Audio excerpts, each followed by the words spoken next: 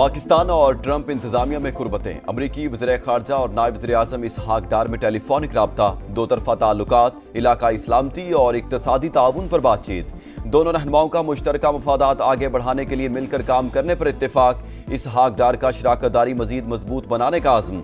Marco Rubio ने कहा, पाकिस्तान के साथ तिजारत और मादनियात समेत अहम शोबों में सरमायाकारी बढ़ाना चाहते हैं। दहशतगर्दी के खिलाफ जंग में पाकिस्तान की कामयाब कोशिशों का एतराफ़। सेक्रेटरी खारजा ने दाइश कमांडर शरीफुल्लाह की हवालगी पर पाकिस्तान का शुक्रिया अदा किया। तर्जमान टैमी ब्रूस का बयान।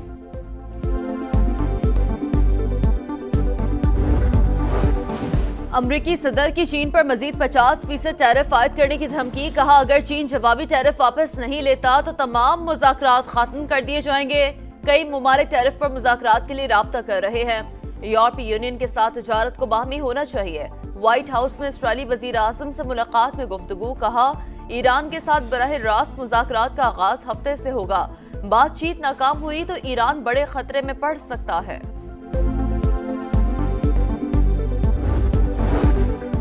मजीद टैरिफ से नहीं डरते, अमरीकी दबाव या धमकियों के आगे नहीं झुकेंगे।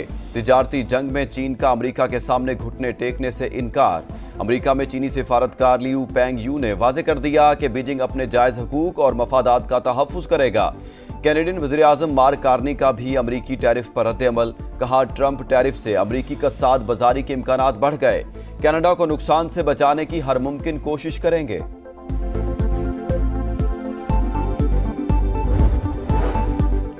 ईरान की एक बार फिर बराह रास्त मुज़ाकरात की अमरीकी तजवीज़ की मुखालफत। ईरानी वज़ीर ख़ारजा अब्बास अराग़ची ने कहा, अमरीका से मुज़ाकरात सदाती नहीं, वज़ारत ख़ारजा की सतह पर होंगे।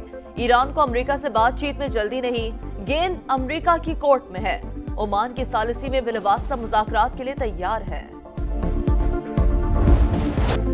हुकूमत का बिजली की कीमतों में मजीद कमी का इंदिया। शोबा तवानाई में इस्लाहात पर तवज्जो दे रहे हैं। उम्मीद है आने वाले महीनों में मजीद फायदा होगा। वज़ीर आज़म ने खुशखबरी सुना दी। कहा, आलमी मंडी में खाम तेल की कीमतों में कमी का फायदा हासिल करने की कोशिश है। जल्द इस हवाले से ऑप्शंस लाएंगे। मैरीटाइम शोबे में इस्लाहात के लिए टास्क फोर्स कायम कर दी। इजलास में army chief general Asim Munir की भी शिरकत।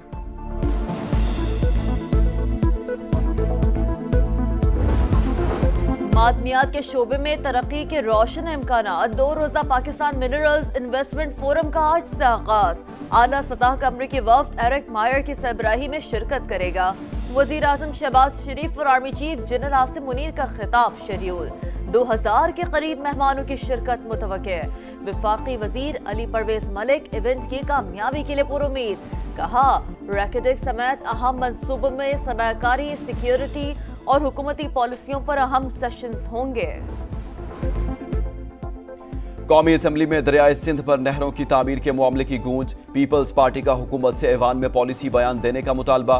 शबीर बजारानी का कहना है, वज़ीर आज़म खुद ऐवान आकर ब्रीफिंग दें। शाजिया मरी का कहना है, पानी पर सियासत नहीं हो रही, ये तकनीकी मसला है।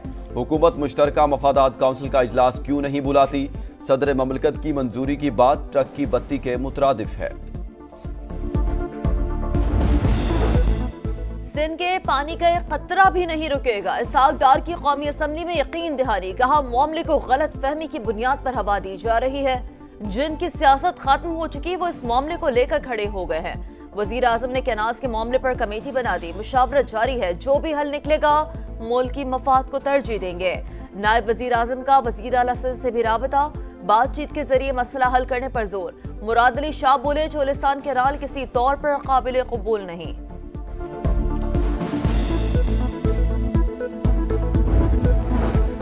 पीटीआई खैबर पख्तूनख्वा में इख्तिलाफात शिद्दत इख्तियार कर गए। बैरिस्टर गौहर मामलात सुलझाने के लिए मुतहरिक। अलीमीन गंडापुर से मुलाकात। इख्तिलाफात खत्म करने की दरखास्त। वज़ीर आला केपी का मुस्बत रद्द-ए-अमल। बैरिस्टर गौहर के दीगर रहनुमाओं से भी राब्ते। कहा, अवामी सतह पर पार्टी मामलात से मुतालिक बयानबाजी गलत है। बानी ने साजिश वाली बात नहीं की, ना ही अलीमीन गंडापुर या मुझे ऐसा कुछ कहा। उमर यूब का कहना था, घर की बात घर में हल कर लेंगे। पार्टी चेयरमैन मामले को देख रहे हैं। आतिफ खान बोले, कमेटी ने डिसिप्लिनरी कार्रवाई की तजवीज दी। देखते हैं कोई इंक्वायरी कमेटी बनाते हैं या नहीं।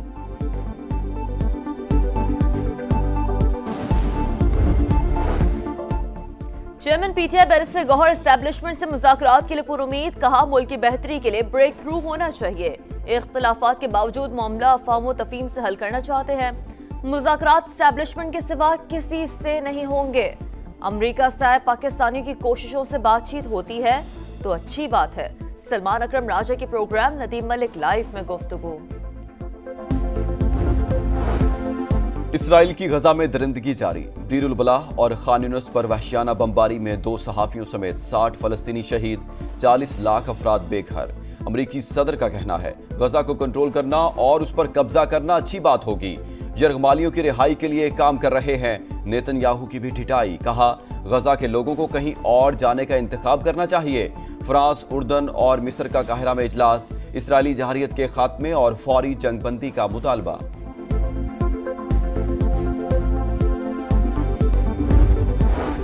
अमेरिका का सैकड़ों गैर मुल्की तलबा के वीजे अचानक मनसूख करने का ऐलान। अमेरिकी यूनिवर्सिटियों में पाकिस्तानी समेत 400 से ज्यादा बैनुल-अक़वामी तलबा के वीजे अचानक मनसूख कर दिए।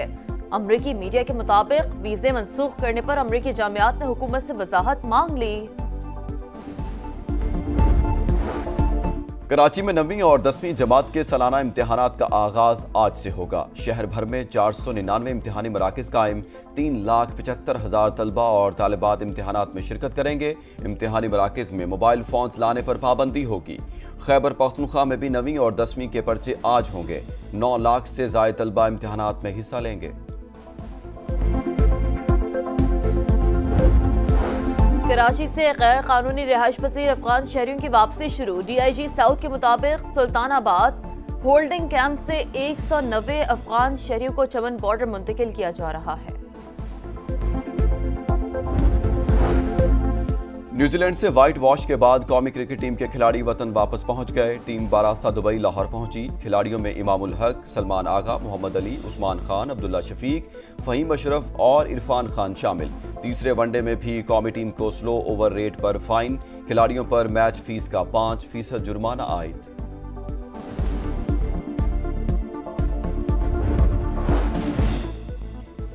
मुकाबले जानदार, इवेंट होगा शानदार। सुपर लीग के सुपर मेले में सिर्फ 3 रोज बाकी। मुल्तान सुल्तान्स की तैयारियां तेज। फील्डिंग में बेहतरी के लिए बेसबॉल कोच की खिदमत हासिल कर ली। गैर मुल्की खिलाड़ियों की आमद जारी।